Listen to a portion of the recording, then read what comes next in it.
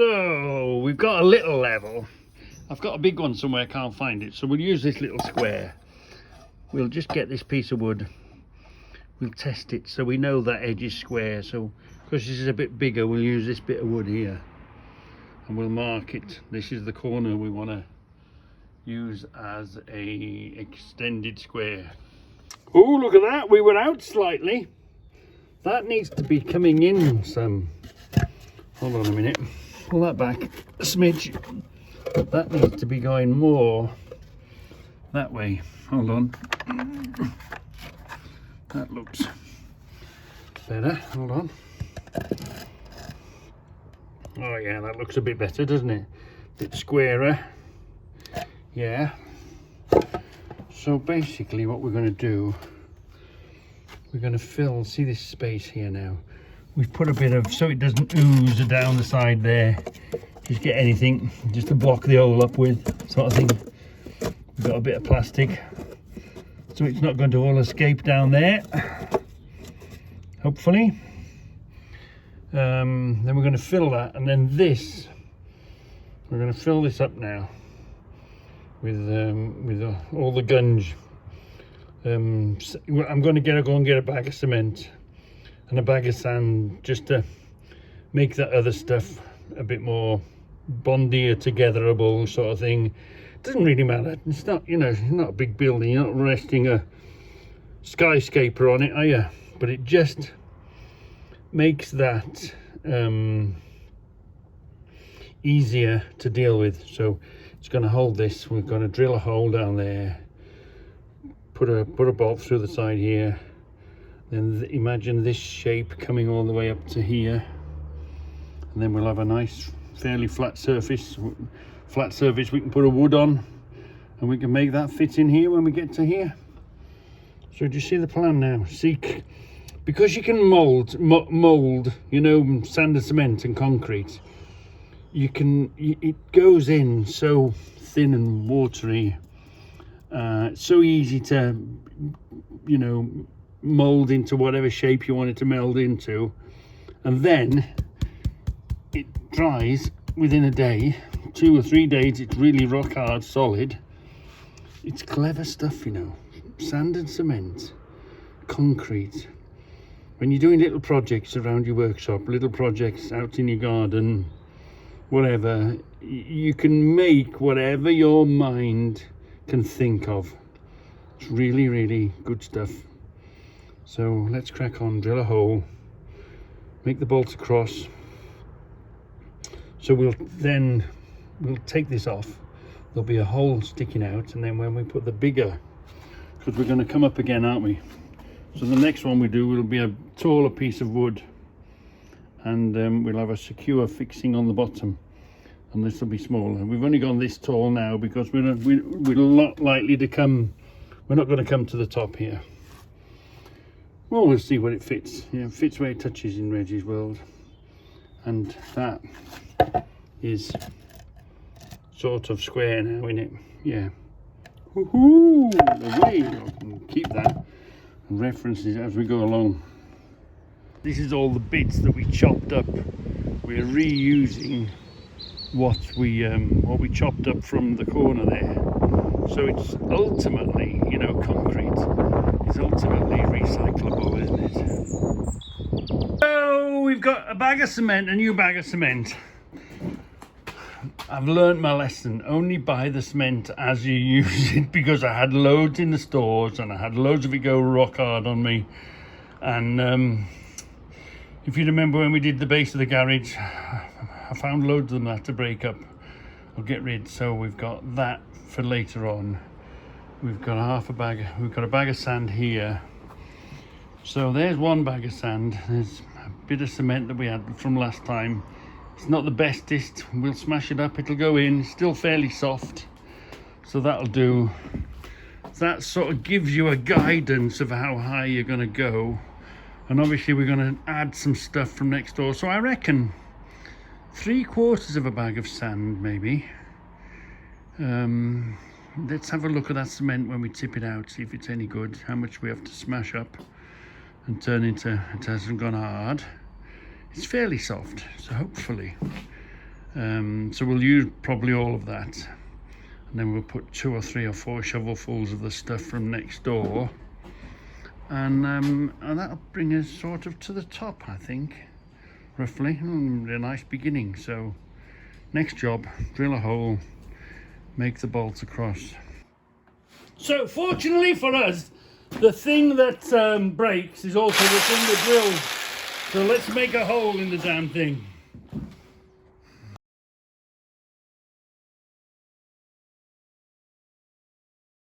We've got a bit more dead man's sheds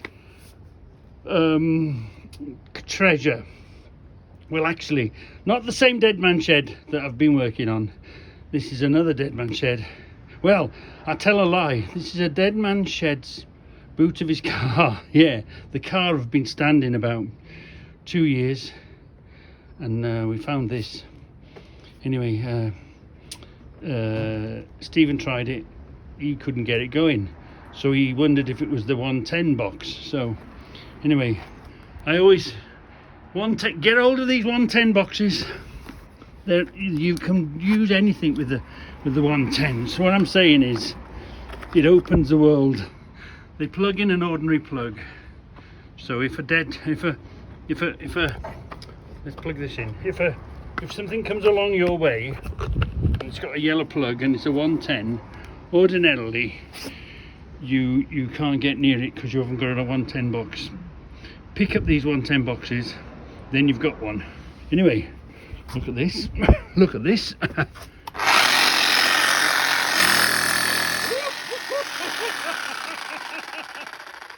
dead man's boot of the car.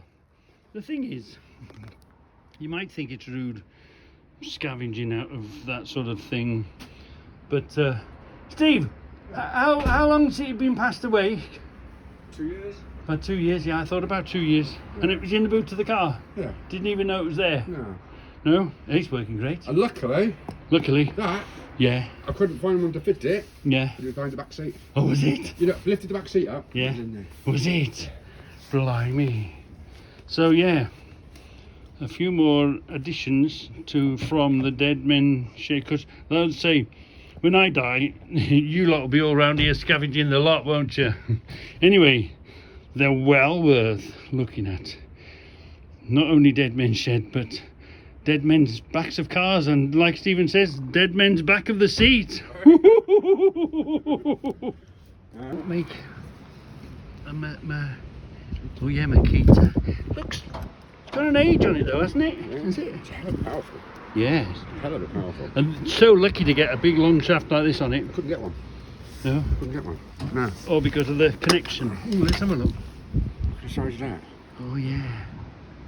Yeah, Right. they're trying to find the bits. Oh, it's slightly different look. Yeah. Because it's, yeah, it's not an STS, is it? Yeah. Yeah, but the STSs are different. The modern STS, shall we say. The modern STS is different look. Yeah, yeah. He's got a groove in it. So you probably got to get a Makita specific. Yeah, so I was so chuffed when I found that. Oh, we love it, we love it. We're having a visit. We're having a visit off On Tools. You don't see him very often. Yeah. So tell us the story of the hammer then. What was interesting when you're looking for the hammer? What was? It's just names like gilpin you want to look out for on hammers. Because gilpin was made in Cannock, yeah. and then you've got Cornelius Whitehouse, which is more of a Dougley hammer. So there's quite a lot of local hammers. And you say there's something in Pelsall? Pelsall used to have something connected to gilpin. Like a siding, a canal siding, Yeah, or canal siding. Loading. Yeah. A long time ago. Yeah. Yeah. So it's because it's the Black Country. It's what we used to do, innit? Yeah. Black Country made an awful lot of tools, didn't they? Yeah. But trying to find them and remember them, and you know, amazing. Right, come on, we're carrying on with this. I said to Steve, have a look, see if there's anything. We've already found what we found, a little socket, didn't we? Yeah, put it back in there. There's a vintage snap-on socket. You can have it. Pull it out, Steve. Well, what did it look like? See, I'm not really into sockets, and Steve's very good at finding sockets. Is that it? Right. Yeah, look at that. A snap-on socket. So what does that tell you? How do you know it's vintage then? Normally they've got a little letter on them. Someone better than me will be able to tell you the exact year, but I can't. Blimey. See, it's always handy having a different point of view, looking through the boxes. Yeah. I just said to Steve, have a look through the boxes. If there's anything that's got a different, you haven't got a car waiting for an MOT and you need to tighten up the cable, yeah. We're just at it doing this. Hold on, let me show you what we've done here. So, do you remember about the mole? Hold on. Yeah, I've got another one. It's more clearer. That's is that an original mole? Is that what that says there, Steve? Yeah, mole. Oh yeah, mole. Yeah. And this is the Birmingham one, do you say? Yeah, not the Newport Wales one. Oh, so and the Birmingham ones are older than they changed the factory. Yeah. You see, it's all about knowledge and knowing, isn't it? I'm sure the other one was clearer and bigger. So Steve has found, what do you say this is? Vintage snap-on. A vintage snap-on. Yeah. What are they doing next door? Trying to get in a van? I don't know. Put in something. Hold on. Oh yeah, vintage snap-on. What age is that then, Steve? It's very old. Yeah, it's quite old, that one. Put that in your hand. And then this one is a Genbro, which is what? Pre-brittle. It's pre-brittle, a Genbro. We've got some Genbros in the back, haven't we? I think. So that's pre-brittle, but you said about it, it is... It's a metric, not imperial, so... Oh, so it's Genbros before brittle, but then it's a bit better because it's so an early metric. Yeah. Yeah. You see, right, what else have we found? One of those seems to have a telecoms mark on it. Oh, so one of these, there's Lucas. Is that Joseph Lucas, you think? Yeah. Or is it T for telecom? Yeah, that T in the circle is normally a telecoms mark. Oh, so that's a telecoms mark. It's quite unusual on that. Oh, right. And you see, and this one's just a Lucas. Yeah. Blimey. Right. Do you see? We all have. All right. We all have different interests. We all know different things. Isn't it fantastic? And you found these in the box of. Where'd you find them? In one of the first boxes. Oh, in the back, yeah. And that was in. There at the back. Oh, out there at the back as well. Yeah. So fantastic, yeah, Steve. You can have. That's what it's all about, isn't it? Having a bit of fun together, finding. I would never have found that sort of interesting. Yeah. But you and of course you're a Brittle fan, aren't you? Yeah. Wow. We found a Nissan screwdriver. Ah, nice to have the kits. Yeah. The names. Another tip. Stanley screwdriver. But these are the yellow ones. Yeah. I might be completely wrong, but I think the red ones are the sweetheart ones. Oh, are they? And they're American ones. Yeah. Difficult to find. Yeah, sweetheart's the American ones, and they're. But yeah, it's worth looking at the old Stanley screwdrivers. Ah, blimey. So, we've had a pleasant distraction, however, a distraction. You never get nothing done, do you? Anyway, can you see now? Can you see now what we've done? We've done that, we've put that shaft in there, and we welded these bolts into it. We're going to put this here now. We're going to put this there. Let's put that in place. Hold on, let me just put this in place for you. So the problem you've got is when you're working with something like this, all the angles are everywhere, aren't they? So we've got our little homemade square thing in. We know that's right off the wall, which is what we want. So we'll put some stuff in there now. We'll start making a mix, then we'll start supporting it. But the bolts, this will now unscrew and that surface will come off, and we'll unscrew that and that surface will come off, and then when we come up a level, obviously we'll be using a taller piece of wood, but we'll have a fixing there, won't we? So the bottom will be fixed in and it won't kick out. So this is step number 1 first. It's a bit tall, taller than I usually sort of like, but we've got the stuff, let's make it. But we're going to originally a bit taller of a kicker, so let's put the stuff in, see how we feel about it, see if it stays where it should stay. But basically that's what it's going to be like, and that's still pretty. We'll square that up as we go along. Yeah, so let's finally make a mix and let's get going. Sand, sharp sand, that's going to pep up the stuff that we're going to add to it and help just mix it all together. We've put another quarter of a bag of cement that was loose in that, and we'll mix the cement is like the hardening compound, so that'll mix that all together nicely. So I like to mix it dry first, mix it all together dry first. It's lighter to pick up, you ain't got the water, have you? Now we've thrown some of that other stuff, which basically first of all it gets rid of it, and it like bulks this up, like makes this twice as big as it was.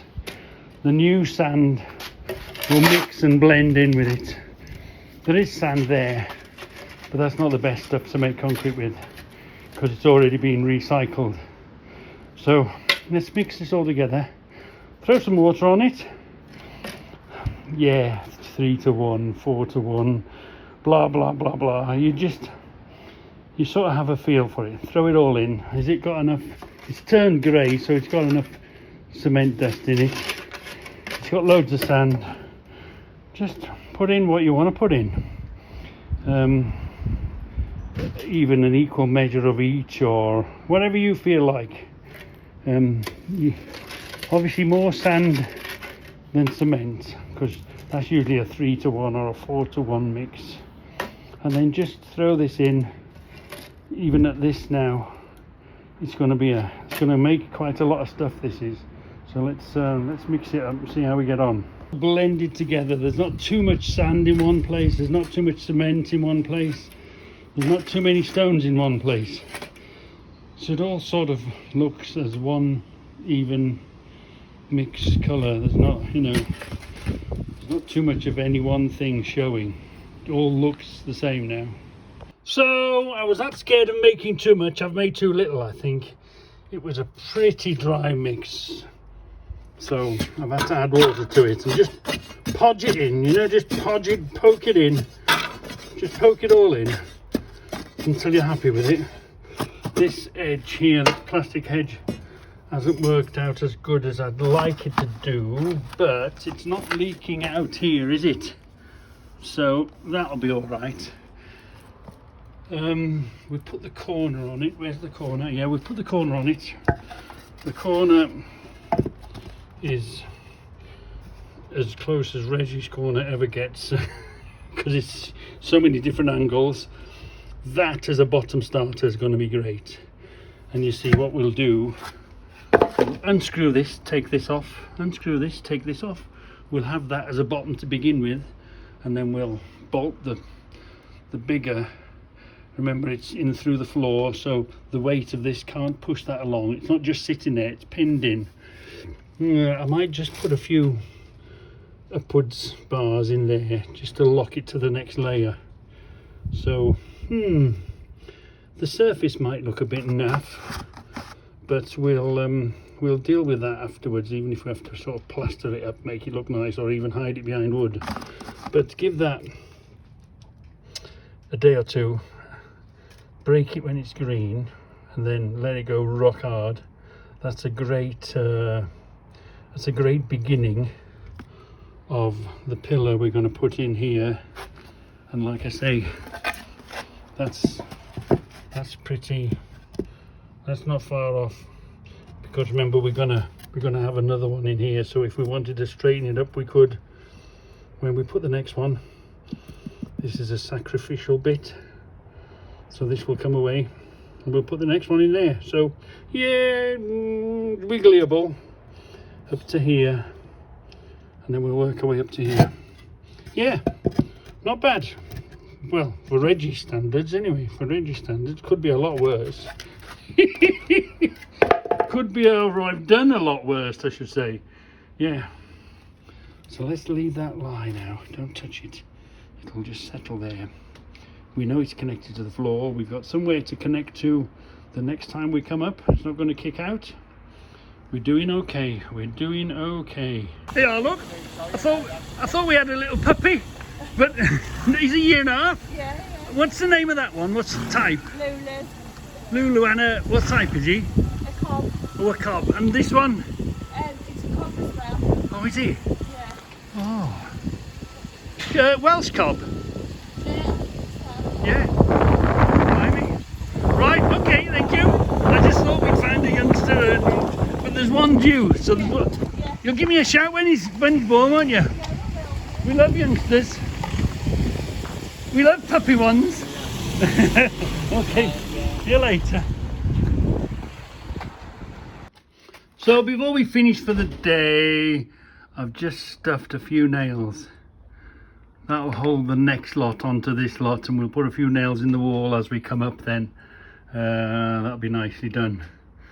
But anyway, that's as good as it gets for today on this little corner. Well, we had a visitation today, didn't we? We had a visitation of Steve. Steve is on tools, and I'll put the link and I'll show you the thing. He does the same but different. He does his films in a slightly different way, and there is no right way or wrong way of making films. There's only your way. If that's the way you want to do it, that's the way you do it. This is the way I do things. Whether it's good, whether it's bad, whether it's, you know, should do this, should do that. You know, everyone's an expert, aren't they?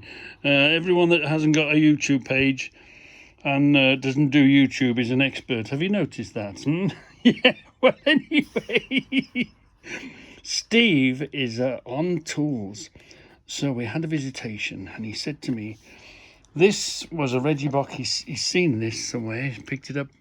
He's a car booter and a tool collector, and a connoisseur, because he's full of knowledge. Wow, the knowledge he's got about tools and local firms is you know, it's great to have that knowledge around you, isn't it?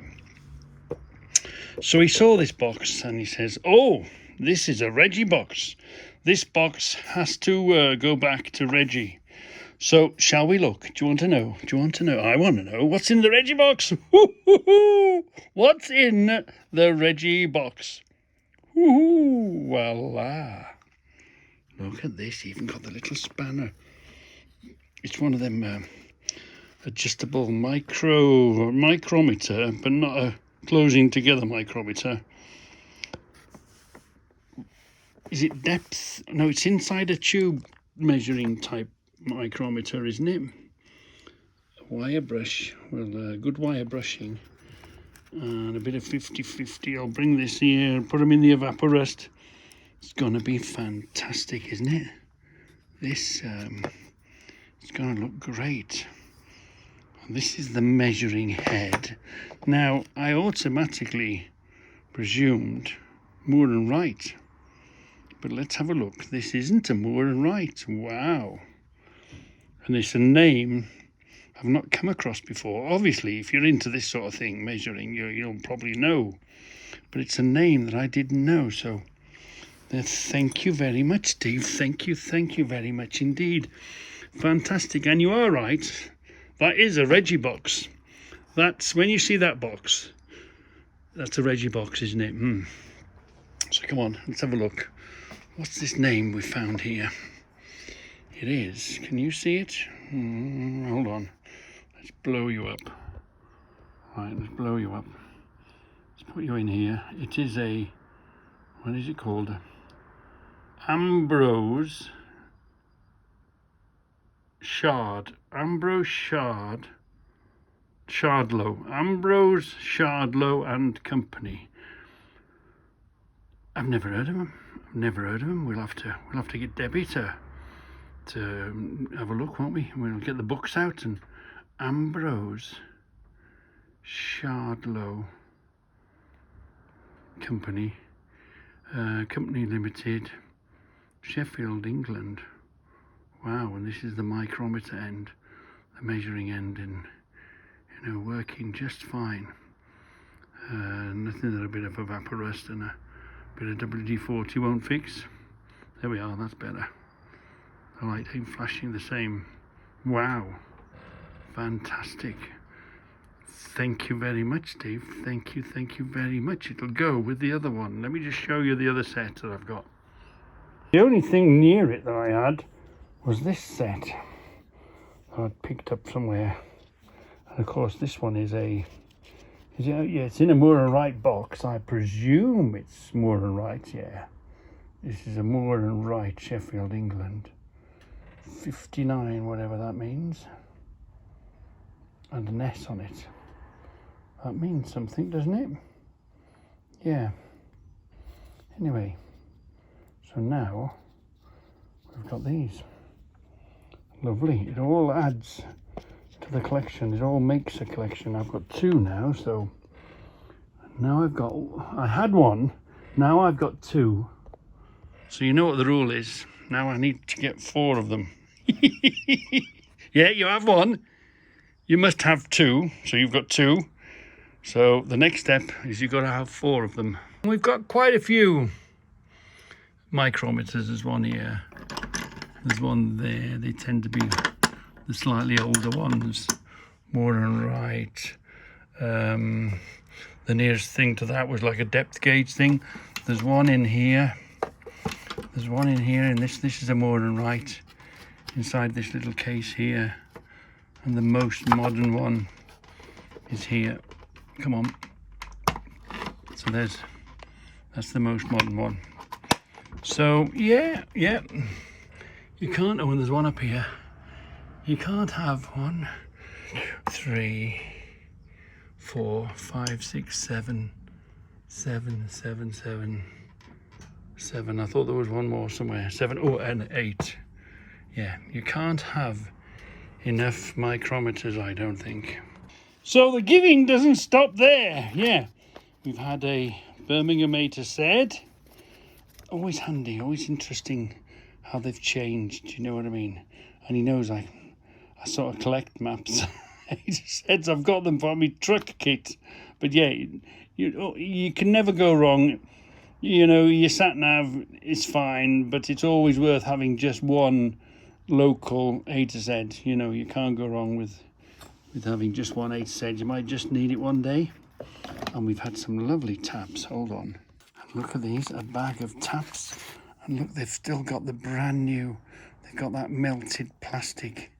So these are a bag of taps. Wow. Can we see a size on them?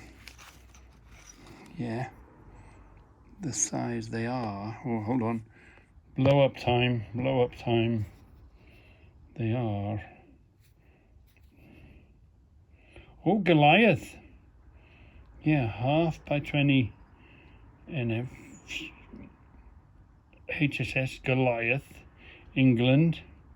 Wow, GD. I wonder what that means. 1.5 by 20, yeah. GH6, whatever that is. HSS Goliath, England. Ooh, blimey. Fantastic. So we've got a bag of them. Plus. Yeah. Again, brand new. Brand fire new. And it says on it, what are these? Again, these are Goliath, look. These are a quarter. A quarter DW 3 nut, whatever that says, whatever that means. HSS Goliath, England. IB, is that? Wow. Wow, I'm sure he'll tell us what that is. That give or take 3/1000 of an inch? I don't know. It's a bag of them. Yeah, it's a bag of them. So I'm guessing this sort of thing has come from work, hasn't it? Do you think? Is that where these come from? And then end up in a shed and then it goes from the shed to the car boot? I don't know what age they might have on them. Oh yeah, and it doesn't stop there. Steve is the visitor that doesn't stop giving diesel fuel, yeah? Please do not slam the door. Yeah, don't slam the door. Oh, Union Jack. Now, we've got a few, I'm sure there's a few spaces on the Silent Whisperer that might go. Or even the GB ones might go. Oh, look at that. Another Union Jack. Oh, and a Welsh Dragon. Several Welsh Dragons. Wow. 1, 2, 3, 4, 5. Oh, yeah, and a Union Jack. And a Union Jack. Shall we, I'll ask Steve if we can give these away as a beware of the dog. Yeah, beware of the dog, beware of the wife, beware of the wife, beware of the wife. Forget the wife, forget the dog I got here. Yeah. Anyway, thank you very much. Thank you very much, Steve. Isn't it fantastic finding a fellow shedhead, a fellow vintage tool collectors? It's amazing. And of course, I nearly forgot. Look at this, a Nipex book. Wow. Nipex book with all the Nipex products in them. Isn't that, wow. Look at these. They're all adds to the index of knowledge, isn't it? See what you pick up, see what you find, see what's available, see what they did. Yeah. It's you see what you're looking at. Wow. Isn't that lovely? There's something nice about these tool books. You can go through and you can see them and land on them and oh, I saw that in the book. Oh, yeah. Or let's have a look. If you pick one up in a car boot or a market, or you see them on the old Facebook and you want to, oh, let's just go and have a look. Is that a Nipex tool, an original Nipex tool? Then isn't it fantastic just finding them in the book and comparing them?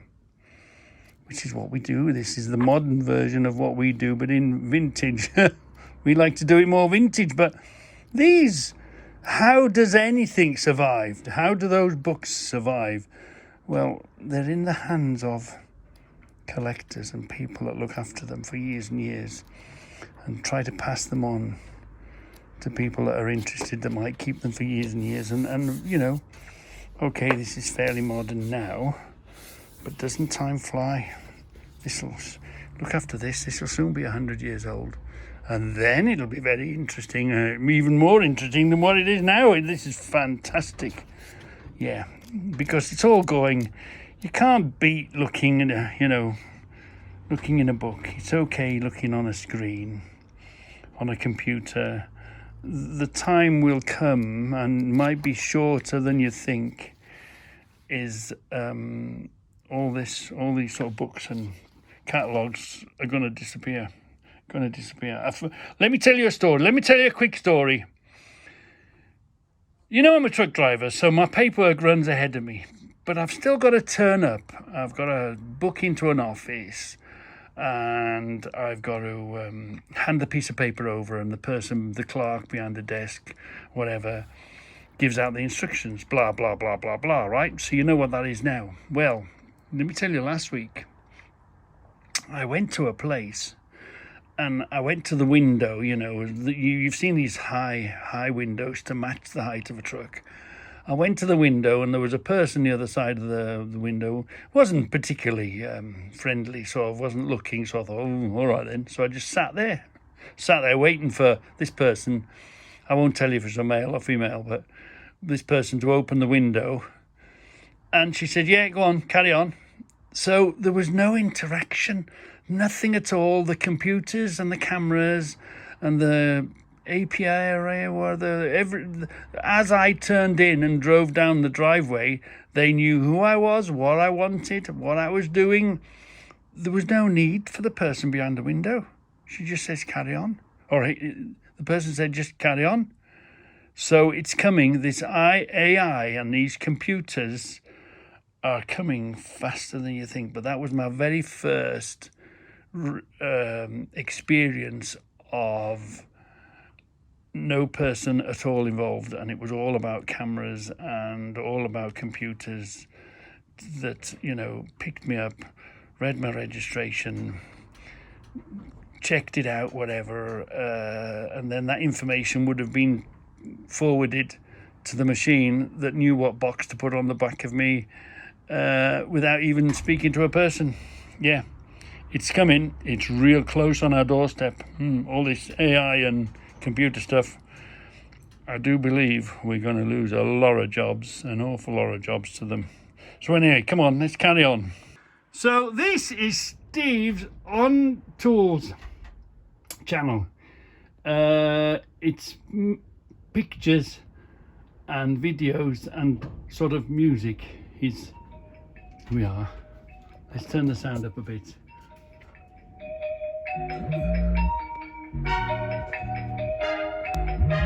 And if you like this sort of thing, it's just another way of looking, and he picks up all sorts of things. You went to the Black Country Museum, didn't you? Picks up sets.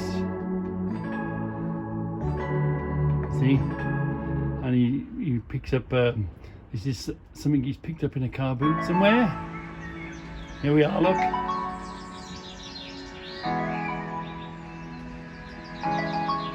So it's just a completely different style, but it's the correct style for Steve. Snap on tools. So let me just find what.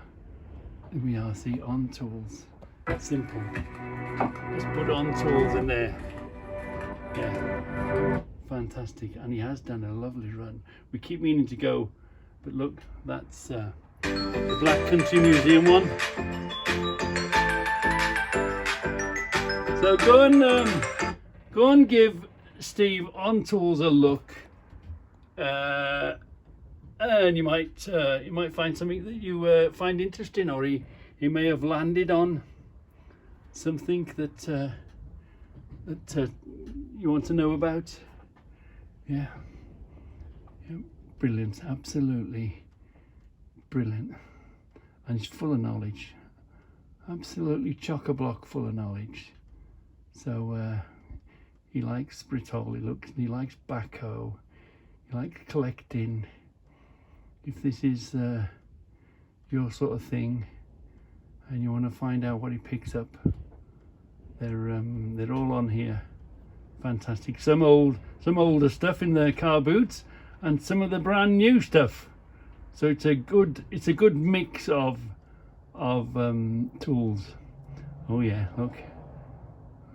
Hi, to start off, I would like to say a big thank you to all my subscribers. Here we are. So we are going to have a quick look at this auto multimeter and test a bit of wire for continuity, as think this the most useful feature on multimeters. Oh, that's when the computer talks, isn't it? Yeah, so it's fantastic.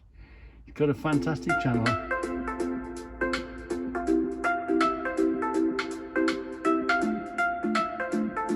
So go and check out On Tools, watch a few videos and decide if you like it or not, and if you like it, subscribe. Yeah,